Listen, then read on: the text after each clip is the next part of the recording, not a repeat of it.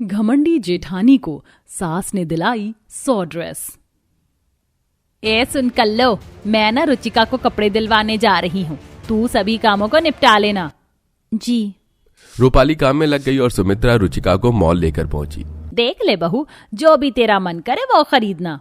माँ जी, सबसे पहले तो मैं कोई कम्फी सा नाइट सूट देखूंगी। हाँ जरूर, वहाँ मॉल में ना ऊपर की तरफ को नाइट सूट बिकते हैं, चल मैं तुझे वहीं ले चलती हूँ। सुमित्रा रुचिका को नाइट सूट वाले पोर्शन में ले गई, जहाँ से रुचिका ने लगभग 10 नाइट सूट लिए। बस माँ जी, अभी के लिए इतना काफी, अब मुझे घर में पहनने को कुछ लाइट साड़ी वगैरह भी चाहिए। रुचिका को सुमित्रा ने लगभग 20 साड़ियां दिलवाई और उसके बाद उसने कुछ शॉर्ट ड्रेसेस, स्कर्ट्स, टॉप्स और पैंट्स वगैरह ले लिए। कुल मिलाकर उसने 100 ड्रेस खरीदी, जिन्हें उन्हें पकड़ना भी मुश्किल हो रहा था। माँ जी, बहुत थक गई हूँ मैं, अब इन ड्रेसेस को हम टैक्सी से घर लेकर चलेंगे, इतना वजन मुझसे उठाया नहीं जाएगा। हाँ बहू, मैं कब कह रही हूँ कि हम ऐसे ही जाएंगे। सुमित्रा बड़ी ही सावधानी से रुचिका को घर लेकर आई और आते ही उसे सोफा पर बैठा दिया। देखो माँ जी, ये रंग कितना सुंदर है ना, इसके तो बस में रंग पर ही फिदा हो गई थी। हाँ बहू, और मुझे यकीन है कि ये तेरे रंग पर तो और भी गजब लगने वाला है। सही कहा, हर रंग वैसे गोरे रंग पर ही खिलता है माँ जी, क्यों, है ना? हाँ बहू। माँ, मैं ना ये कपड़े ट्राई करके देखती हूँ। रुचिका ऐसे बोलकर रूपाली को चिढ़ाने के लिए कपड़े बदलने चली गई। रूपाली बस हल्की सी मुस्कुराहट के साथ ये सब देख रही थी। कुछ देर में रुचिका ने खूब कपड़े बदले और रूपाली को ऐसे ही खूब जलाया। ये देखकर तो आप जान ही गए होंगे कि एक सास 2 बहुओं में कितना भेदभाव कर रही है। और वो ऐसा क्यों कर रही थी कि एक बहू को 100 ड्रेस दिला रही थी और उसे अच्छा खासा ट्रीटमेंट दे रही थी, और एक बहू से नौकरों जैसा सलूक कर रही थी। ये जानने के लिए हमें कहानी में थोड़ा पीछे चलना होगा। माँ जी, काश कि मेरे देवर जी की रूपाली से नहीं किंजल से शादी हो जाती तो उन्हें भी गोरी और सुंदर पत्नी मिल जाती। रुचिका, बस यही मत बोला कर। पता भी है तुझे, जब भी मैं इसके बारे में सोचती हूँ ना तो ऐसा लगता है कि जैसे मैंने जिंदगी की सबसे बड़ी भूल कर दी। सच में पता नहीं, मेरी तो मत ही मारी गई थी जो मैं उस काली को अपने बेटे के लिए ले आई। माँ जी, अगर ऐसा ही था, अगर आपको कोई गोरी और सुंदर ही बहू चाहिए थी तो आपने मुझे क्यों चुना? क्या डायलॉग बाजी मार रही है? वही तो मैं पूछ रही हूँ कि अगर मैं इतनी ही बुरी हूँ, इतनी ही बदसूरत हूँ और आपको मुझसे इतनी ही परेशानी है तो आपने मुझसे मोहन जी की शादी क्यों करवाई? क्योंकि मेरी अकल पर पत्थर पड़ गए थे। जब घर गए तो 50 किलो मेकअप थोप दिया तेरे थोबड़े पर, तो ऐसे में तेरा ये काला झुलसा हुआ रंग किसी को दिखाई नहीं दे पाया। बस मिल गया तुझे जवाब। चल अब मेरी और मेरी बहू की चाय इधर रख और दफा हो जाए यहाँ से। सुमित्रा की बात सुनकर रूपाली बस चुप सी रह गई। इस बर्ताव से आपको रूपाली के घर में दशा तो समझ में आ ही गई होगी। ऐसे ही सिलसिला जारी था। रूपाली के ऊपर उसकी जेठानी और सास ऐसे ही अत्याचार करती थी। ऐसे ही सब चल रहा था कि एक दिन, काफी देर हो गई है, ये रुचिका बहू आज कमरे से आई क्यों नहीं? हाँ माँ जी, मैं जाकर देखूं? नहीं, कोई जरूरत नहीं है तेरे देखने जाने की। वैसे भी रुचिका का तुझे देखते ही मूड खराब हो जाता है। मैं जाती हूँ। रुचिका बहू, क्या बात है? माँ जी, पता नहीं क्यों आज सुबह से मुझे बड़ा अजीब अजीब सा महसूस हो रहा है और माँ जी मुझे पकड़िए, मुझे चक्कर आ रहा है। रुचिका ऐसे बोलकर बेड पर ही बेहोश होकर गिर पड़ी। सुमित्रा उसे देखकर घबरा गई और उसने जल्दी से एम्बुलेंस को फोन कर दिया। क्या बात है माँ जी, क्या हुआ भाभी को? अरे हट, मेरी बहू बीमार है। सुमित्रा ऐसे बोलकर रुचिका को अस्पताल ले गई। वहां घर में रूपाली परेशान थी। कुछ देर के बाद सुमित्रा ढोल ताशों के साथ नाचती हुई घर पहुंची। अरे नाचो गाओ, खुशी मनाओ, नाचो रे नाचो। लगता है कि कोई खुशखबरी है। कुछ देर के बाद, सोचा नहीं था कि ये खुशखबरी मिलेगी मुझे। ये रूपाली, अब तेरी जिम्मेदारी होगी कि तेरी जेठानी को कोई परेशानी ना हो। जी माँ जी। हाँ माँ जी, लेकिन इसे बोल दो कि ये मेरे कमरे से 2 हाथ दूर ही रहे। वो क्या है ना, इतनी काली औरत को प्रेगनेंसी के दौरान नहीं देखना चाहती हूँ मैं, कहीं मेरा बच्चा काला हो गया तो। हाँ हाँ बहू, मैं समझती हूँ। और माँ जी, अब इस कंडीशन में ना मुझे कंफर्टेबल कम्फी आउटफिट्स की जरूरत है। ये भारी भारी साड़ी अब मुझे उलझन दे रही हैं, इसीलिए ना आप ना मुझे कुछ ड्रेसेस दिलवा कर लाना। हाँ हाँ मेरी बच्ची, क्यों नहीं, दिलवा कर लाऊंगी ना मैं तुझे कपड़े। कल चलना। ए रूपाली, जा अपनी जेठानी के लिए संतरों का जूस बना कर ला।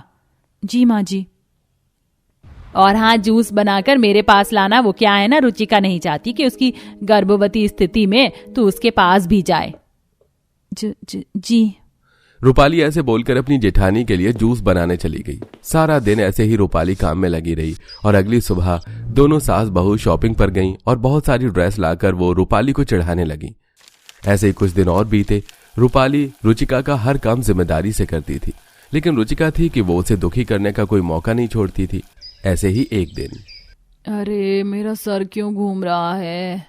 अरे वो कल्लो, खाना बना कि नहीं? हाँ माँ जी। रूपाली भी बेहोश होकर गिर गई। अरे अब इसको क्या हो गया? पड़ोस में से मिश्रा जी की पत्नी को बुला लेती हूँ, वो हकीम है, देख लेंगी इसे भी। सुमित्रा ने किसी तरह रूपाली को बिस्तर पर लिटाया और जब पड़ोसन ने उसका आकर चेकअप किया तब पता चला कि रूपाली भी गर्भवती हो गई है। माँ जी, क्या ये सच है? मैं माँ बनने वाली हूँ? हाँ, ये सच ही है। ज्यादा खुश मत हो, जल्दी से उठो, रुचिका को भूख लगी है, खाना गर्म कर दे। जी, ये क्या बात हुई?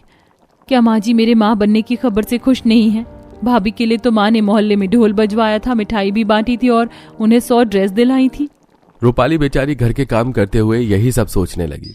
ऐसे ही अगले दिन सुमित्रा रूपाली को लिए बिना ही उसके लिए सस्ती सी 2 साड़ी लेकर आ गई। ये रख ले। माँ जी ये क्या? अरे साड़ी है, गर्भवती औरतों को जरूरत पड़ ही जाती है नए कपड़ों की। बहुत खूब माँ जी, वैसे माँ जी ने सही ही किया, तुम्हारे लिए इतने कपड़े काफी हैं। वैसे भी तुम्हारे ऊपर कोई प्रेगनेंसी की ब्यूटी नहीं चढ़ेगी।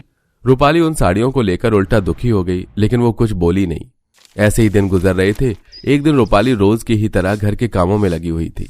ये रूपाली, चल जल्दी से, ये नाश्ता रुचिका के कमरे में पहुंचा, आज मेरी टांगे कुछ दर्द कर रही हैं, और उसके बाद कपड़े धो लेना। जी। रूपाली खुद भी गर्भवती होने के बावजूद रुचिका के कमरे में नाश्ता देकर गई। उसके बाद उसने घर की सारी सफाई की और फिर रोज की ही तरह बाकी के काम निपटाए। आज के दिन रूपाली का पति मोहन घर में ही था, लेकिन सुमित्रा को इस बात का पता नहीं था। मोहन ये सब देखकर सुमित्रा से बोला, माँ, मैं कब से देख रहा हूँ घर के सभी काम बस रूपाली ही कर रही है, जबकि भाभी की तरह वो भी गर्भवती है। आप उनसे भी कुछ करवा लीजिए। अरे बेटा, तू यहीं है? माँ जी, आपने उस काली के हाथ मेरे कमरे में नाश्ता क्यों पहुंचाया? जाओ, मुझे नहीं खाना। काली? माँ, ये भाभी क्या बोल रही हैं? रूपाली को घर में ये इज्जत दी जाती है? रुचिका भाभी, रूपाली यहां आओ। मोहन को रुचिका की बात सुनकर गुस्सा आ गया था। उसने चीख चीख कर घर को सिर पर उठा लिया। रुचिका और रूपाली भी आ गईं और, भाभी आपने काली किसे कहा? और कोई मुझे बताएगा कि मेरी पत्नी के साथ इतनी नाइंसाफी करने का हक मैंने किसको दिया है? ओहो देवर जी, ज्यादा इसकी साइड ना लो। हम सब जानते हैं कि इसने ही आपको हमारे खिलाफ भड़काया है। रूपाली ने मुझसे कुछ नहीं कहा, समझ आया? बस कीजिए, आप क्यों ऐसे कर रहे हैं जिससे कि घर में कलेश हो जाए? रूपाली, तुम इनका साथ दे रही हो, जबकि इन्होंने। क्या इन्होंने? देखिए मोहन जी, ये देवरानी जेठानी और सास बहू के बीच का मसला है, तो आप मत बोलिए। रूपाली को अपने इतने अत्याचारों के बाद भी अपनी ही तरफदारी करता देख रुचिका और सुमित्रा हैरान रह गईं। बस फिर क्या था, उसी दिन उन दोनों को एहसास हो गया कि रूपाली के साथ कितना गलत कर रही थी। उसी दिन से उन्होंने अपना रवैया रूपाली के साथ सीधा कर लिया और सभी खुशी खुशी रहने लगे। ये पराठा उन अंकल को दिया, और हाँ ठीक से पकड़ना, पराठा गरम है। माँ, 2 कप चाय किसकी है? ये लो, चाय भी तैयार है। ललिता, ये 2 कप चाय उन अंकल और आंटी को दिया बेटा, पर हाँ ठीक से पकड़ना। ललिता अब जब उस आदमी और औरत को चाय देने जाती है तो वो औरत ललिता के सिर पर हाथ फेरते हुए ललिता से कहती है, अरे बेटा, इतनी सर्दी में तुम क्यों काम कर रही हो? तुम्हारे पैरों में तो चप्पल भी नहीं है, और तुम्हारा स्वेटर कहाँ है? ललिता उस औरत से कुछ भी नहीं कहती और अपनी माँ के पास चली जाती है। तभी वो औरत चाय और पराठे खाने के बाद जब कुंती को पैसे देने आती है तो वो कुंती से कहती है, अरे बहन, ऐसी भी क्या मजबूरी है कि तुम खुद और अपनी इन 3 बेटियों के साथ यहाँ इस पेड़ के नीचे चाय पराठे बेच रही हो? और देखो जरा, बच्ची के पैर में तो चप्पल भी नहीं है और न ही शरीर पर स्वेटर। कुंती जब उस औरत की बात सुनती है तो उसकी आंखें भर आती हैं और कुंती नम आंखों के साथ उस औरत से कहती है, बस क्या बताऊं दीदी, ऊपर वाले की जैसी इच्छा वो जैसा रखना चाहे। अब वो औरत चाय और पराठे के पैसे देने के बाद ललिता के हाथ में 100 रुपए थमा देती है और वहां से चली जाती है। लेकिन कुंती और उनकी 3 बेटियों की ऐसी भी क्या मजबूरी थी कि इतनी ठंड में चारों माँ बेटी उस पेड़ के नीचे चाय पराठे बेचने को मजबूर थी? क्या इसके पीछे का कारण गरीबी ही थी या फिर कुछ और? जानने के लिए हमें कहानी में थोड़ा पीछे चलना होगा। कुंती का छोटा सा परिवार था, पति और 3 बेटियां। लेकिन इस हंसते खेलते परिवार को उस वक्त नजर लगती है जब शंकर की अचानक तबीयत बिगड़ जाती है। कुछ समय पहले ही कुंती को पता चलता था कि उसके पति को दिल की बीमारी है, इसके चलते जिसके इलाज के लिए काफी पैसा लगने वाला है। अब घर में कमाने वाला एक ही इंसान था और वो भी अब बिस्तर पर था। मैं जा रही हूँ काम पर, तुम तीनों घर का काम करके पिताजी का ध्यान रखना, कहीं बाहर मत जाना। हाँ माँ, मैं पिताजी के साथ इन दोनों का भी ध्यान रखूंगी। कुंती के पति की तबीयत बिगड़ने के बाद कुंती ने गांव में ही कई घरों में झाड़ू पोछा करने का काम शुरू किया था, लेकिन कुंती को कुछ ही महीनों में समझ आ जाता है कि इस काम से न तो उसका घर चलेगा और न ही उसके पति की दवा आएगी। एक रोज देर शाम कुंती अपनी पड़ोसन से गोभी मांग कर लाती है। माँ, न जाने कैसे दिन आ गए हैं, अब तो खाने के लिए भी हमें सोचना पड़ता है। ऊपर वाला सब ठीक करेगा। जब हम यहाँ तक पहुँचे हैं तो आगे भी वही रास्ता निकालेंगे। कुंती अपने आसपास अपनी तीनों बेटियों को बैठकर खाना खिला रही होती है और खाट पर बैठा कुंती का पति भी खाना खा रहा होता है और कुंती गर्मा गर्म पराठे बना रही थी और सभी बैठकर गोभी का पराठा गर्मा गर्म और चाय का आनंद ले रहे थे। गोभी के पराठे की खुशबू से वहां उसकी पड़ोसन का आना होता है। वैसे सच कहूँ तो मुझे तुझसे मांग कर खाना नहीं चाहिए, क्योंकि अभी तो तेरे घर में खुद ही दिक्कतें हैं, लेकिन गोभी के पराठे की खुशबू से मुझे रहा नहीं गया। मुझे भी एक पराठा दे दे।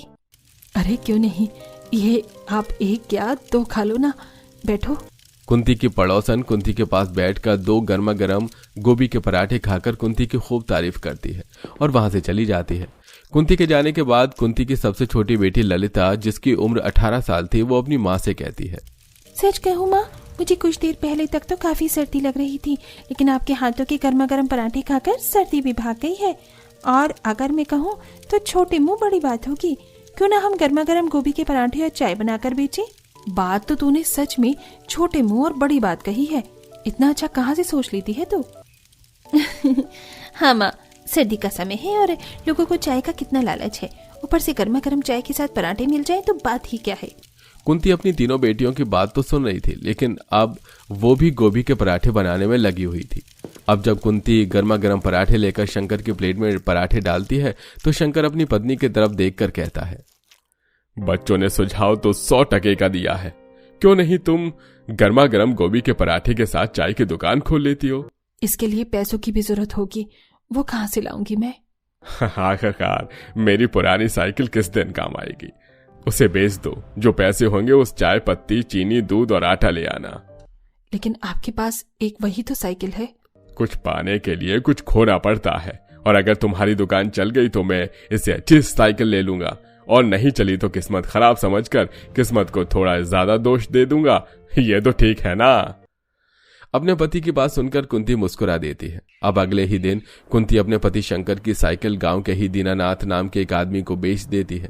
साइकिल बेचने के बाद जो भी पैसा होता है उससे कुंती अब सामान ले आती है और गांव के ही बरगद के पेड़ के नीचे चाय और पराठे की दुकान लगा लेती है। और कुंती के गर्मा गर्म गोभी के पराठे और चाय की खुशबू से लोग ना चाहकर भी वहां पहुंच ही जा रहे थे।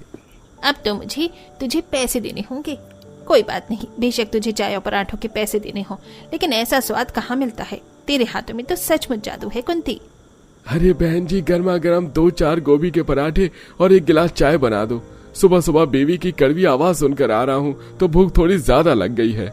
जी भाई साहब, अभी लगा देती हूँ। ललिता, जरा टेबल साफ कर दे, और हाँ, जल्दी जल्दी हाथ चला, और आगे भी लोग हैं बेटा। ऐसे ही समय बीत रहा था। कुंती की दुकान, जिसे खुले अवधि सिर्फ 15 दिन हुए थे, इन 15 दिन में कुंती की स्थिति में पहले से काफी ज्यादा सुधार आ चुका था। वो दिन के अच्छे खासे पैसे कमा ले रही थी, जिससे घर का खर्चा और शंकर की दवाइयों का खर्चा भी वो आराम से उठा पा रही थी। लेकिन एक रोज कुंती की दुकान पर एक औरत और एक आदमी आते हैं। अरे बहन जी, जरा 2 गिलास चाय और 2 गर्मा गर्म गोभी के पराठे लगा दो। लंबा सफर तय करना है, आगे जाकर भूख लग जाएगी। हाँ बहन जी, बस अभी लगा देती हूँ। ये लो आपके गर्मा गर्म 2 चाय और 2 पराठे। अरे बेटा, इतनी ठंड में तुम ठिठुर रही हो, लेकिन तुम्हारे पैरों में ना तो चप्पल है और न ही शरीर पर स्वेटर, और तुम इस सर्दी में कैसे ठिठुर कर काम कर रही हो? ललिता उस औरत को देखकर मुस्कुरा देती है और वापस अपनी माँ के पास आ जाती है। अब वो औरत जब चाय पराठे का पैसा कुंती को देने जाती है तो कुंती से कहती है, अरे बहन जी, तुम खुद भी काम कर रही हो और अपनी इन 3 बेटियों को भी काम पर लगा रखा है। जरा देखो, इनके पास चप्पल और स्वेटर भी नहीं है। बस ऊपर वाले का दिखाया हुआ ये रास्ता अपना कर चल रही हूँ। कल तक तो खाने के लिए अन्न का एक दाना भी नहीं था, और आज स्थिति थोड़ी सुधर गई है। और रही बात बच्चों के पैर में चप्पल और शरीर पर स्वेटर की, तो वो भी आजकल मैं खरीद ही दूंगी। भगवान सब अच्छा करता है। घर में पति कमाने वाला नहीं है क्या बहन?